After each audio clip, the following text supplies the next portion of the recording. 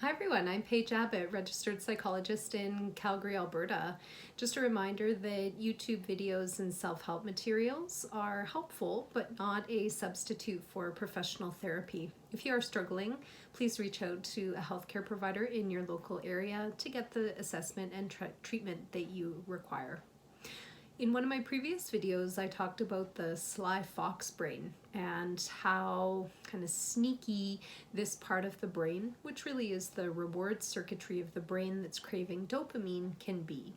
And I said that in a future video, I would talk about the authentic part of the self, or kind of the soul, the mind, that higher level part of the brain that isn't just the base level reward circuitry kind of controlling our basic urges and impulses. And just for kind of entertaining and amusing illustration purposes, I'm going to call that part of the brain the authentic alpaca brain.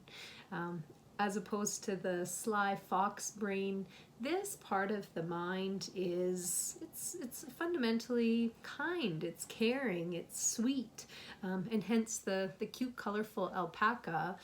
It's sparkly, it's full of life, it has different sides to it. It can fly if it really wants to, meaning that there's no limit to where we can go when we nurture that authentic part of the self. And I see so many people get stuck trying to figure out, how do I do that? How do I live authentically? Who even is my authentic self? And I'm not going to lie and say that's an easy part of our health journey, but it's certainly the most enriching and the most rewarding one. So when I'm counseling folks, I do recommend that they look at the twofold path. The first step is to look at the things that are not serving them and to draw boundaries and to reduce their exposure to these people, places, things as much as possible. But we can also look at that on the flip side. So the other side of that is that we need to look at the people, the places, the things that do provide health value for us, and basically expose ourselves and our minds to those things as much and as often as we can. Our environment does make a huge impact on our health and our well-being and our happiness. If we're in an environment that's filled with toxicity, with abuse, with messages that put us down, guess what? Then we're going to come out of that feeling pretty low and pretty bad about ourselves. If we put ourselves in environments that are supportive, that nurture, that value us, and where we can value ourselves, then guess what? We're going to come out of that feeling pretty happy, pretty satisfied, pretty content. So part of it is, where are you spending your time and with who? What kind of work are you doing? Are you finding that fills you up? Are you finding that valuable?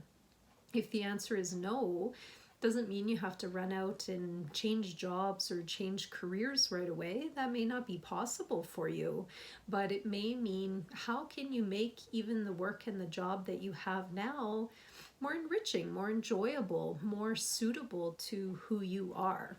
Maybe that means bringing some extra joy or vitality, doing something that's kind of fun or quirky, whether other people know about it or not, to bring that extra joy and connectivity to the work that you're doing.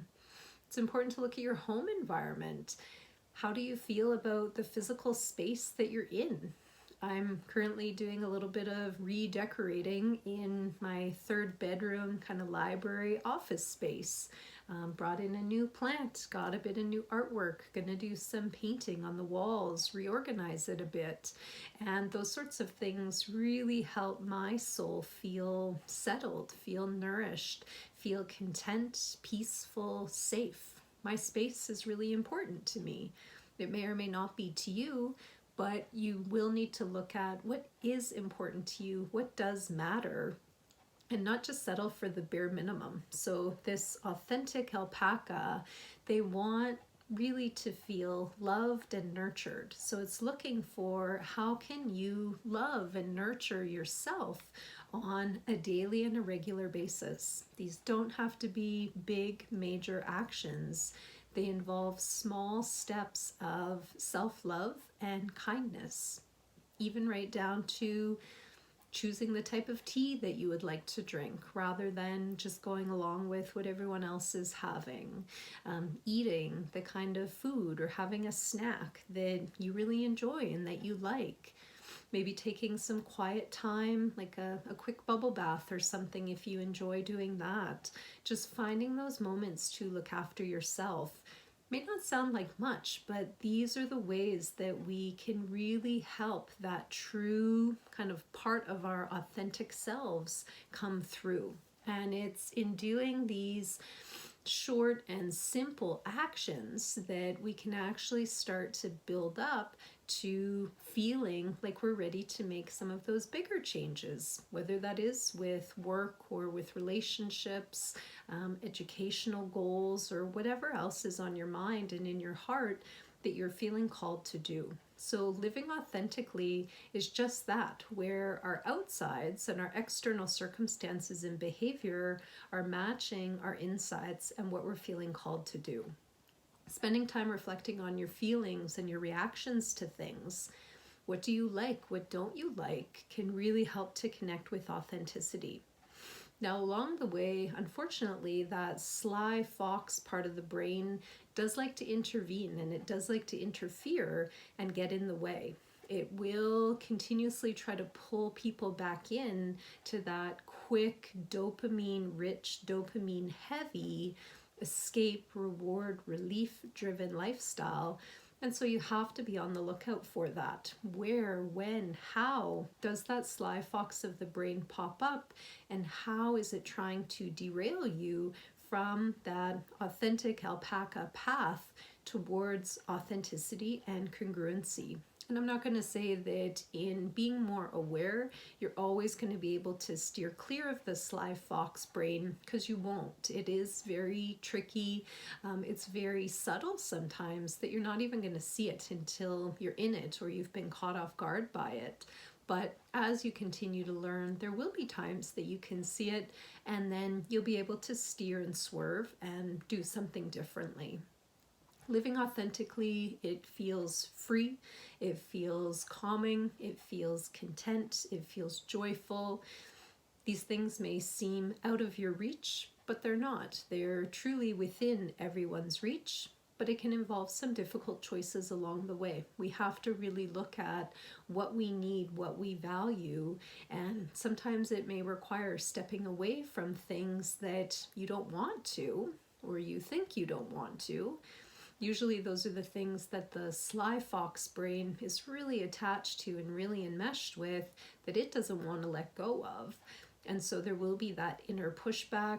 At times you'll think that voice is your own, but hopefully more and more in reflecting on feelings, reflecting on preferences, surrounding yourself with people who unconditionally love and support you, you'll be able to nurture this little guy, and you'll be able to quiet down that sly fox part of the brain more and more as you get this voice louder and louder.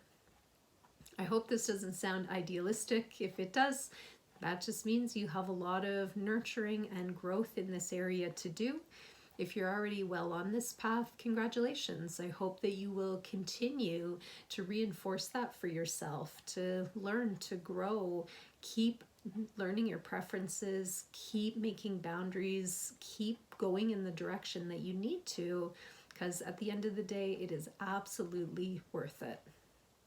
Thank you so much for watching. Take care of yourselves, and good luck on that quest to authentic living.